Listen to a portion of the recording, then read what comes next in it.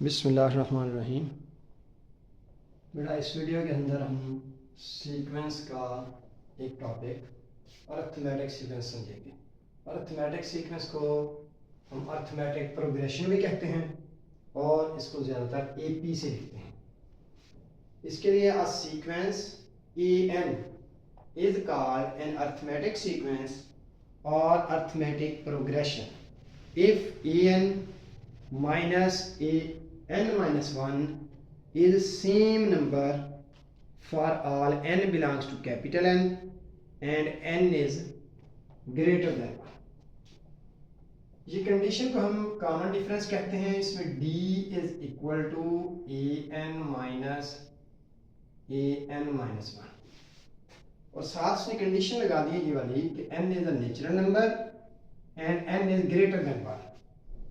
इसकी for example n greater than 1 होने के लिए हम ये लिखते हैं, अगर n हमारे पास 2 है तो d हमारे पास हो जाएगा a2, इधर 2 माइनस 1 करेंगे तो a1 हो जाएगा।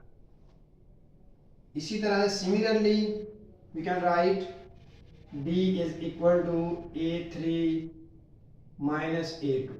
इसको हम ये भी कह सकते हैं, difference of two consecutive terms is always equal।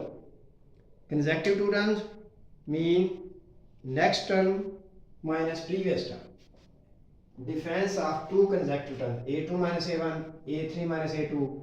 इसी तरह से अगर आप चलते चलते नेक्स्ट में ये भी कोई लिख दे कि a100 minus a99, same AP के अंदर डिफरेंस हमेशा सेम होगा। इसको हम कहते हैं अरिथमेटिक प्रोग्रेशन। अब इसकी लिए एक तो ये फार्मूला हमारे डी के लिए और एक इसका जनरल टर्म nth टर्म क्या होती है इसकी, nth टर्म ऑफ एपी। इसमें हम क्या लिखेंगे, एक शॉर्टकट फार्मूला जो ड्राइव किया गया है बुक में, आपने वो याद करना है। nth term of AP is can be written as an is equal to a1 plus n minus 1 into d। an is equal to a1 plus n minus 1 into d and d is equal to a2 minus a1 या a3 minus a2। ये main to formulas हैं हमारे पास। nth term of AP an is equal to a1 plus n minus 1 into d। ये हमारे पास इसकी बात समझ आ गई। इसमें मेन दो बातें हैं। एक बात ये कि हमारे पास an का फार्मूला और दूसरी बात हमारे पास है d का फार्मूला। अब इस AP के अंदर अरिथमेटिक प्रोग्रेशन के अंदर मेन चीज बेटा हमारे पास ये है, मेन बातें, एक हमारे पास a1, एक हमारे पास n, उसके बाद है हमारे पास d, उसके बाद है an। तकरीबन हमारे पास ये चार वैल्यूज का ही रिलेशन चलेगा। ठीक है जी, समझ आ रही है? इन चार वैल्यूज का ही रिलेशन चलना है, a1, n, d and an। इनमें से कोई वैल्यू आपको दी होगी, कोई वैल्यू आपको नहीं दी होगी, वो आपने फाइंड करनी होगी। चलिए अब हम चलते हैं इसकी किसी एग्जांपल की तरफ। अरिथमेटिक प्रोग्रेशन की एग्जांपल लिखते हैं।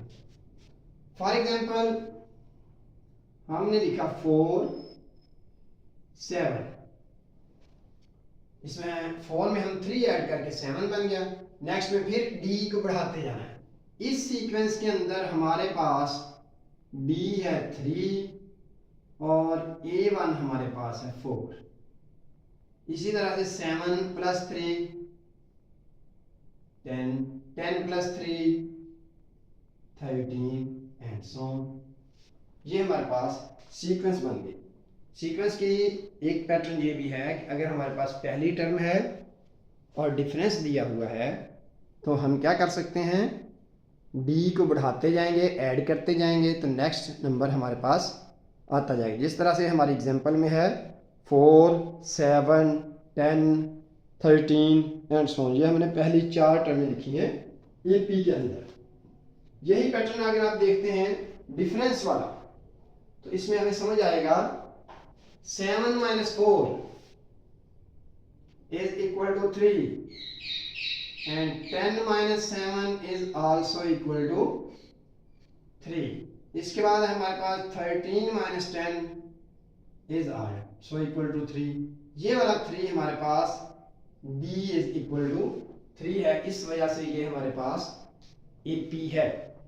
इस वीडियो के अंदर इस में हमने सिर्फ और सिर्फ अरिथमेटिक सीक्वेंस की डेफिनेशन अब तक समझ ली है। अगर आपको समझ ना आए तो इसको दोबारा से सुने, रिवाइज करें। A sequence AN is called an arithmetic sequence or arithmetic progression in abbreviated form AP if AN minus AN minus 1 is same number for all n belongs to capital N and n is greater than 1।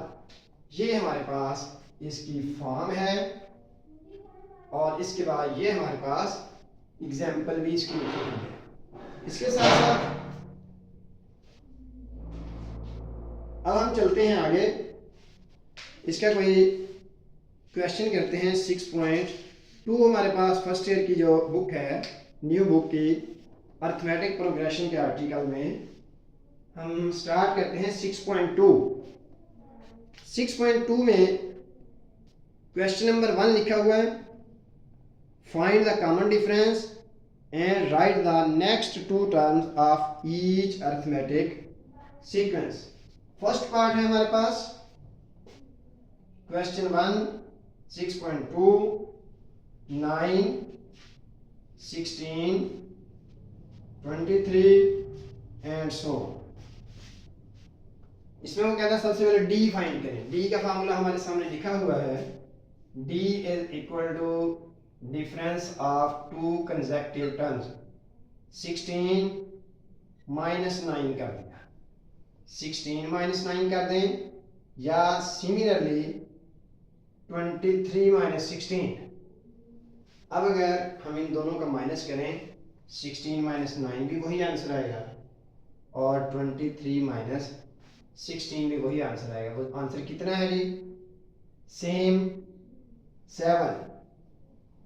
A2 - A1 कर दें, किसी ने A3 - A2 कर दिया, यानी किसी ने 16 - 9 कर दिया, या किसी ने 23 - 16 कर दिया, तो दोनों फॉर्म में आंसर बेटा 7 ही होगा। अब वो कहता है इसकी नेक्स्ट 2 टर्म्स। पहली टर्म A1 इसमें है 9, A2 इसमें क्या है 16, बात समझ आ रही है, और A3 हमारे पास क्या है 23। इसके बाद है A4।